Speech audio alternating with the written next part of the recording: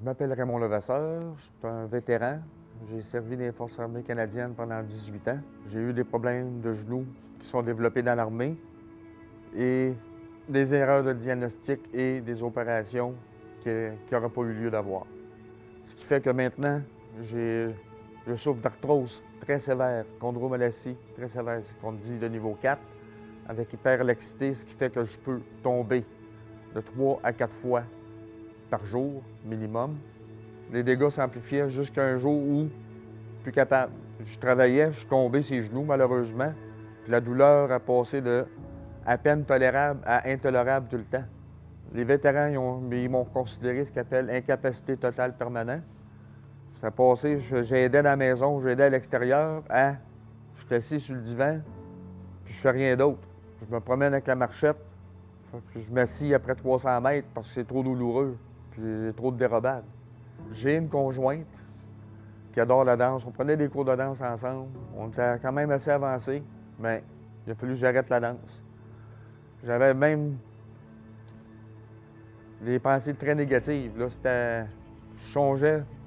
Ça m'est arrivé quelques fois de songer au suicide. J'ai plus de vie, là, c'est plus une vie. Puis par un pur hasard, M. Bédard se présentait avec son équipe pour montrer le Kyogo. Et mon spécialiste a été voir, m'ont l'ont fait essayer. Puis depuis cette journée-là que M. Bédard est pris avec moi, j'ai dit non. C'est ça que j'ai besoin, c'est ça que je vais avoir. J'ai été assis tellement longtemps à rien faire que j'étais rendu à 240 livres. J'avais une bedaine qui cachait une partie de la batterie. Comme médicament, je l'avais 5. Un médicament pour dormir, un médicament pour te réveiller, des médicaments pour la douleur. Avec le Kyogo, j'ai passé de ces 5 médicaments-là à un, qui est seulement l'Oxynéo au besoin, le matin ou le soir. J'ai recommencé à être actif. Ma stature s'est améliorée. Ils ont fallu que je change mes straps de cuisses parce que les cuissardes étaient trop petites. Ils ont fallu qu'ils m'en mettent des plus grandes parce que j'ai repris de la masse musculaire sur la cuisse. Il y a du monde qui pense « Ah, c'est à cause des moteurs, c'est dangereux, tu vas faire de l'atrophie. » La seule chose qui s'est atrophiée, c'est ma bédaine. Dans mon cas, c'était important d'avoir ça parce que j'ai toujours été une personne très active. J'ai une médaille d'or sur la hauteur, médaille d'argent à course 100 mètres et au niveau du Commonwealth une fois. Même chose, médaille d'or sur la hauteur et médaille d'argent en 4 fois 100 mètres.